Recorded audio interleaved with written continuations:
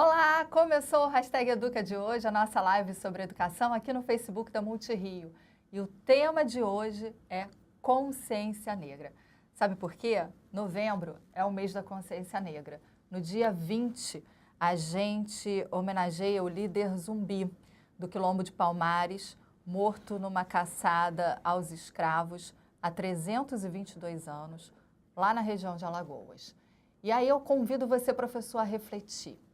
De lá para cá, como nós brasileiros, e aí a escola tem um papel importantíssimo nisso, como nós brasileiros, desde a primeira vez que o primeiro escravo botou o pé aqui no nosso território nacional, como é que a gente vem refletindo a questão da comunidade negra e mais ainda da comunidade brasileira, porque somos todos brasileiros, Exato, não é, professor? Exatamente. A sua escola tem espaço para discutir e refletir a participação da população negra na sociedade brasileira, a contribuição, a cultura, só cumpre ali a legislação de ter que, enfim, apresentar em uma disciplina ou outra a questão negra e a questão indígena? Eu quero saber de você.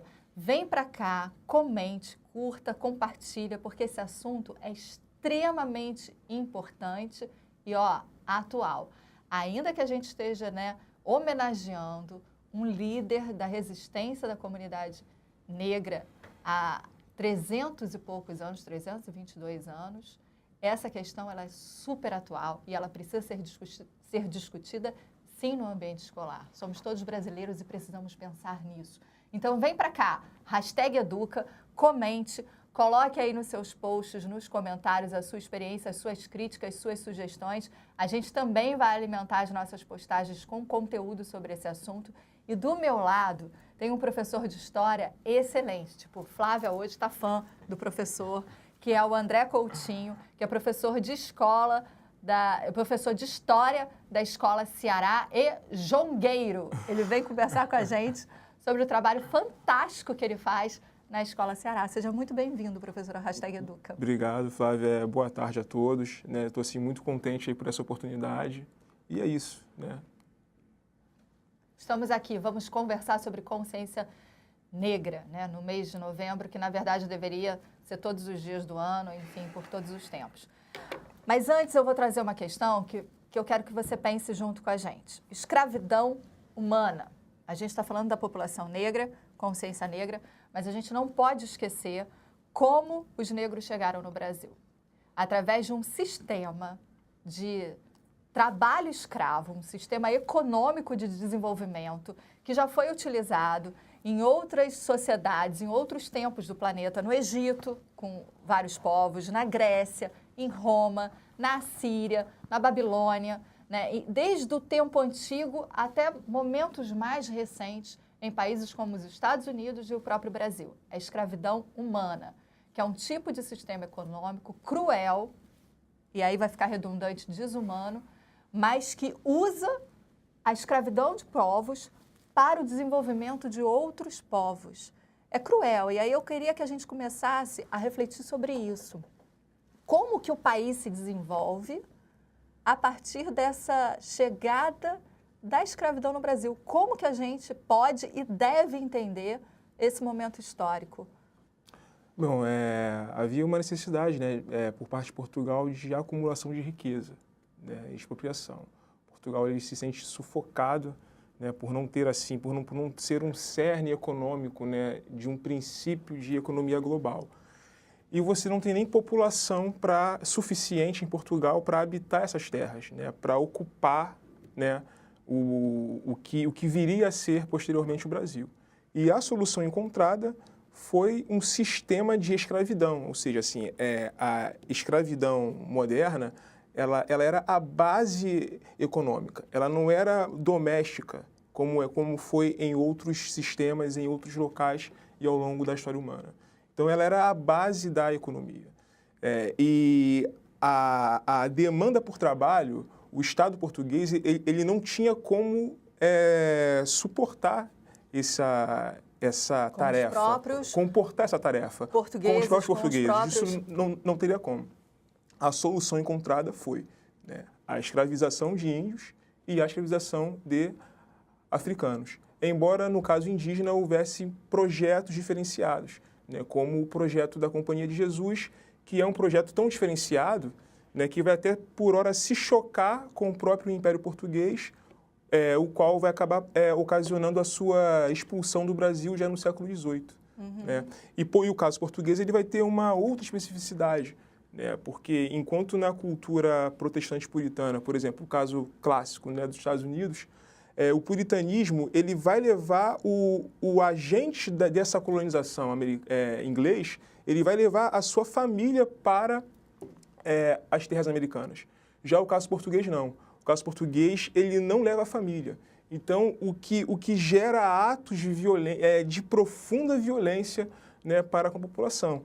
E você tem, né, a questão de estupro, que vai gerar uma cultura do estupro, objetificação do corpo da mulher negra. Tudo isso são problemas que a gente tem que olhar para o passado, sim, para entender. Né, e até abandonar esse nosso neologismo de mimimi, que aí você resolve todos os problemas, né, mas na verdade você não resolve nenhum. Né? E numa sociedade que a gente vive um presente contínuo, sem menor olhar para o passado, né, para a gente entender quais são essas demandas, que demandas são essas, não dá para você ficar apenas de ilações. Né? Você tem que olhar para esse passado e para poder entender, né, que sociedade nós formamos e para onde nós queremos ir. É muito importante isso que ele está falando, porque a gente estava conversando antes do hashtag entrar no ar. Chega um determinado momento, vamos pensar no Brasil, né? A gente tinha o escravo índio e o escravo negro. Chega num determinado momento que o índio deixa de ser escravizado. Exato. E a escravidão permanece negra. Exato. E é cruel o motivo, né? É cruel. A gente estava falando. Agora, é bom que saliente que, embora oficialmente, né, pelo Estado português, o índio ele deixa de ser escravizado, mas a prática de você escravizar o indígena ela vai ainda perdurar por muito tempo ainda. Né? Para você ter uma ideia, né? Os Arcos da Lapa, se eu não me engano, alguém me corrige, deve ter sido iniciada a sua construção no princípio do século XVIII. No século XVIII, a primeira mão de obra a construir os arcos, né, foi uma mão de obra indígena. Né? Então, assim, ela vai perdurar mesmo após, por exemplo, a expulsão da Companhia de Jesus, né, onde vai haver esse desaldeamento que era feito, né, inclusive há relatos de que os índios eles eram pegos na mata, laçados, né, com assim, a pior classificação semântica possível que a gente fala. Não é à toa que muitos brasileiros têm nome, por exemplo, da mata. O que era da mata? É porque o seu antepassado ele foi laçado e pego na mata. E aí virou, né, um sobrenome, por exemplo. Né? Então foi assim uma trajetória muito dura e difícil também. É muito importante a gente saber de onde a gente veio, porque ele estava falando, a gente vive um presente contínuo, né? Mas se a gente quiser construir algo melhor, essa construção tem que vir da raiz. A gente tem que saber de onde a gente veio, poder entender quem somos, e até porque talvez somos tão diferentes ainda que estejamos. E eu não estou falando só uma questão de cor de pele, não. Exato. Talvez as opiniões sejam tão diferentes porque a gente tem que entender de onde a gente vem. Isso é muito importante, né? O pensamento crítico, ele se dá a partir daí. Por que a gente ainda não consegue superar essa situação? Porque ao longo do tempo a gente vai vendo, mesmo depois da abolição, em 1888, a gente vai encontrar episódios de resistência, de resgate da cultura, do resgate da dignidade, né? E da não crueldade com o negro, que passa pela revolta da Chibata, mas vem até o dia de hoje. Uhum. Quando, vou dar aqui um exemplo super franco, você vai poder ver. Para algumas pessoas pode parecer assim, mas isso é besteira. Não é. A questão da própria aceitação do cabelo, hoje como afirmação de identidade. Exatamente. Por que a gente ainda não superou isso? Por que o Brasil ainda não supera isso, professor? Acho que tudo passa pela questão mesmo do status quo. Né? Quando você provoca o status quo, enquanto eu estou dançando jongo, né? Que lindo, é uma gracinha, não tem o menor problema, é cultura, é diversidade. Agora, quando eu começo a fazer provocações, né, de em que pé estão as relações de desigualdades raciais, qual o papel e o local que a população negra encontra nessa sociedade, nesse modelo. Quando eu faço essas provocações, automaticamente eu estou provocando o status quo. E aí, automaticamente, eu acabo essa diversidade, ela começa a perder o suposto brilho e as pessoas elas são resilientes ao humanismo amorfo, ao humanismo difuso, né, ao humanismo sem forma. Então, a pauta do movimento negro, a pauta, né, das pessoas bem intencionadas de fato, é que a gente passe da era, né, de uma diversidade difusa, opaca, e passe realmente a discutir quais são os problemas que temos que enfrentar para que essa humanidade seja plena e que as pessoas tenham direito de escolha, né? Uma coisa que você até falou agora sobre o cabelo, eu tive uma discussão essa semana que eu fui provocado pelo seguinte: olha, o movimento negro está querendo impor o cabelo crespo. Pelo contrário, nós não queremos impor o cabelo crespo, né, aos negros do Brasil. O que nós queremos é que esse negro, essa negra, tenham sim oportunidade de escolha, porque o que está colocado é um padrão. E esse padrão é um padrão branco ainda, né? Então, quando você sai dessa esfera, né, superficial e aprofunda, ainda há setores da sociedade brasileira que resistem a essa discussão, para a gente construir realmente a nossa humanidade, para a gente discutir mesmo uma proposta humana e que vá até a raiz, né, do problema. Eu não acredito, a minha pauta enquanto professor, enquanto cidadão, é porque eu acredito realmente que o racismo ele pode ser superado. E vai ser superado. Pode e deve. Pode e deve ser superado. Mas ele não vai ser superado de uma maneira difusa e amorfa, né? É cansativo, é difícil, você democracia isso, né? A gente ter essa pauta de discussão para construir algo melhor para toda a sociedade brasileira. E essa discussão é muito bem-vinda na escola, por isso não deixe de comentar, não deixe de participar, traz para cá as suas opiniões, suas sugestões, as suas experiências. E aí é que eu vou falar da sua disciplina eletiva na Escola Ceará, que é uma aula de jongo, é uma eletiva de jongo, né? Por que você... É uma resistência também? Você decidiu trazer o jongo para dentro da escola? Com que objetivo? Por quê? Assim, o jongo, na verdade, é uma velha paixão, né?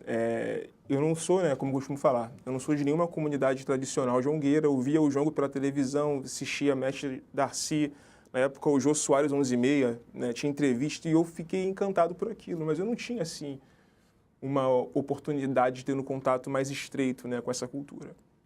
Quando eu chego na universidade, eu vou conhecer artistas, produtores culturais, né, e a partir disso eu vou fazendo oficinas de jongo, né, até com o professor Lúcio Sanfilippo, né, depois eu vou conhecendo produtores culturais, remanescentes, né, de quilombos, né, de quilombolas. Enfim, eu vou mergulhando nesse universo e comecei a frequentar as rodas de rua, né, que aconteciam ali na Lapa. E comecei a me iniciar da roda de rua, eu fui conhecer quilombo, né, e sem me dar conta, eu fui me iniciando nessa cultura, né, nessa forma de existência, né. E quando eu chego na Escola Ceará no ano de 2013, a Escola Ceará ela é interessante que ela tem uma estrutura que ela é muito aberta a projetos, né? A formação de projetos, né? Os professores da Escola Ceará, eles trabalham com projetos o tempo todo, né? Tem sempre algum tipo de projeto acontecendo. Eu falei, nossa, então assim, eu acho que esse aqui é o espaço ideal para eu tocar esse trabalho. O início é difícil, porque o jongo automaticamente... a população negra ela passa por um processo de desenraizamento, né, de tirada mesmo das suas bases, da sua raiz, e o processo também de demonização da cultura africana, da cultura afro-brasileira, né? E aí há uma resistência, inclusive por parte dos alunos, até da vizinhança do entorno, né? Mas nessa relação é uma relação de construção humana bem interessante, porque você não pode jogar o peso, né, da agressão do seu aluno, porque você sabe que o seu aluno não é o culpado daquela agressão, né? Há toda uma série de agentes que promovem aquela resistência, né? Mas com persistência, muito diálogo, né? Apoio também de uma parte dos alunos já é seletiva. Eu não posso nem falar o nome deles aqui agora, porque senão eu posso ser injusto com alguém. E a eletiva acabou acontecendo. E o jongo, com a escola, com a educação, ele é muito importante, porque ele preza, né, pelo respeito aos mais velhos, a tradição nossa, brasileira, africana, afro-brasileira, enfim, nossa, de tomar a bênção aos mais velhos. Então, assim, a gente prega que esse respeito da eletiva tem que estar com as merendeiras, com os agentes educadores, com os professores, com direção. Vai, né? Além da roda. Vai além da roda. Não, e está na roda, porque na roda, né, tradicionalmente, quando a gente encerra a roda, a gente pede a bênção aos mais velhos. Então, além de eu pedir a bênção, né, ao mestre Darcy, né, que foi o homem que segurou o jongo para o jongo ele não acabar mesmo, né, que estava sobre essa ameaça. Mas você pede a bênção a esses mais velhos, você pede a bênção à tia Maria, né, que é uma matriarca, né, no jongo da Serrinha, e você pede também a bênção aos mais velhos da escola. Então você pede a bênção à nossa diretora, às merendeiras. Ai, que legal. Então você vai trabalhando valores educacionais que são nossos, né, que devem estar sim na escola, até porque a nossa juventude está num processo de desconstrução de valores e identidade, muito também por conta desse presente contínuo que nós vivemos, muito grande. Então, assim, o jongo, ele trabalha uma dinâmica bem interessante, né? que inclusive o aluno que tem problema de disciplina, ele na eletiva, no jongo, ele tem um outro comportamento. Só para você entender, se você não conhece o jongo é uma dança de matriz congo-angola, né? Exatamente, ele é dos povos bantus, né? E há uma grande tendência agora da gente cada vez mais trabalhar a cosmogonia, a cosmovisão, né, desses povos bantus, que inclusive, né, dentro dessa loucura que foi o racismo, os bantus eles foram meio que renegados, né, ou colocados numa escala abaixo, frente aos iorubas, né, ou aos povos que o imperialismo classificou como sudaneses. Então a gente está trabalhando o quilombo dos Palmares, Zumbi, por exemplo, né, era de origem bantu, toda a classificação do que é um quilombo, né, como um assentamento de guerra, os valores que eram passados, né, por ali eram valores desse pensamento. O bantu também está, o kikongo, no caso, né, a língua, também tem muita coisa na nossa forma de falar o português, no nosso vocabulário também, né, moleque, né, então neném, né, muita coisa também dessa cultura. Então, assim, e a gente está começando já, né, após esse estabelecimento do jongo na escola como uma realidade, a próxima etapa é realmente passar, a gente ter um entendimento maior, com mais significado aí dessa cultura. Como é que os alunos reagem?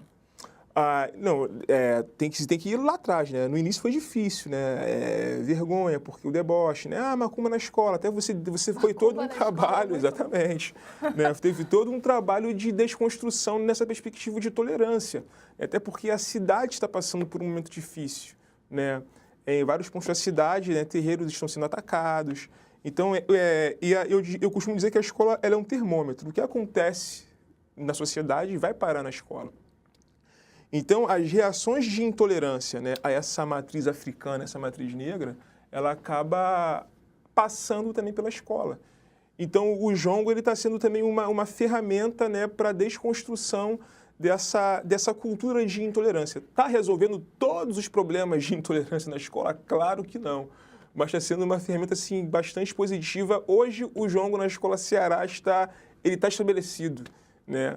Essa cultura maravilhosa ela está sendo estabelecida como uma prática, não como uma apresentação do mês de novembro, né? Mas ela é uma prática que ocorre ao longo de todo o ano. E é patrimônio imaterial do Brasil. Desde 2005. Então, assim, e a gente também trabalha bastante essa cultura aí para o patrimônio, né, que eu acho primordial, essa pauta, né, na educação escolar. Né? Agora, professor, eu estava assistindo ao vídeo da aula do professor, é encantador. Os alunos, as alunas, né, com saia de chita, com alunos evangélicos, inclusive, alunos católicos, alunos de todo o segmento, de toda a confissão, participe muito bem, entende a proposta.